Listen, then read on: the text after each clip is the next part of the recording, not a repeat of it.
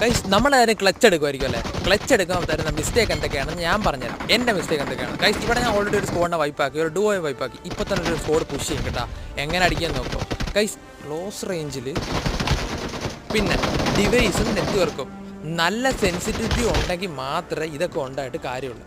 അതായത് ഞാൻ പറഞ്ഞു വരുന്നത് ഡിവൈസും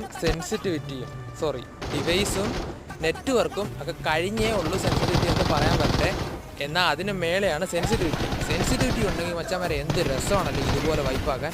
ഗൈസ് നമ്മുടെ വീഡിയോ ഇഷ്ടപ്പെടുവാണെങ്കിൽ ഗൈസ് ഒരു സബ്സ്ക്രൈബ് ബട്ടൺ തരുവാണെങ്കിൽ വളരെ ഉപകാരിക്കും കേട്ടോ.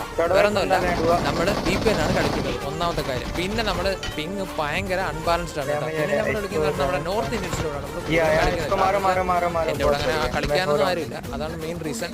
പിന്നെ ഞാനൊരു കാര്യം പറയാം ഗൈസ്, നമ്മുടെ വീഡിയോ ഇഷ്ടപ്പെടുവാണെങ്കിൽ ഉറപ്പായിട്ട് സപ്പോർട്ട് ചെയ്യട്ടോ. ഒരു സബ്സ്ക്രൈബ് തരുന്നുണ്ട് നമുക്ക് ഒന്നും നഷ്ടപ്പെടാനില്ല കേട്ടോ. അപ്പോഴത്തേക്ക് എല്ലാവരും ഒന്ന് സപ്പോർട്ട് ചെയ്യുകയാണെങ്കിൽ നമുക്ക് 4K പെട്ടെന്നാവുന്നതാണ് കേട്ടോ മച്ചാൻ. താങ്ക് യു ഫോർ സപ്പോർട്ട് കേട്ടോ. ഇതുവരെ സപ്പോർട്ട് ചെയ്ത എല്ലാ മച്ചാർക്കും നന്ദി കേട്ടോ. അപ്പോൾ അടിക്കുന്ന രീതിയൊക്കെ നോക്കും. ഇതൊരു മാച്ചിലാണ് ക്ലിപ്പ്. എനിമി എങ്ങനെ പുഷ് ചെയ്തിട്ട് നമ്മുടെ ക്ലോസ് റേഞ്ചിൽ എനിമീസിൻ്റെ ബുള്ളറ്റ് കണക്ട് അതായത് 1 by 1 ഹെഡ് ട്രാക്ക് ചെയ്യാൻ പഠിച്ചിരിക്കണം കേട്ടോ. ഹെഡ് ട്രാക്ക് ചെയ്യുന്ന വെച്ചാൽ ഗൈസ് ഒരു എനിമി അടിച്ചതിന് ശേഷം അവനെ ഉടനെ ഞെക്കി പിടിക്കുന്നതല്ല. അടുത്ത ആൾ പുഷ് ചെയ്യുന്നതനുസരിച്ച് അടുത്ത ഓരോരുത്തർക്കും ബുള്ളറ്റ് പൈപ്പായി കണക്ട് ആക്കാം. അപ്പോൾ അടുത്ത വീഡിയോ കാണാം. ശരി എന്നാൽ.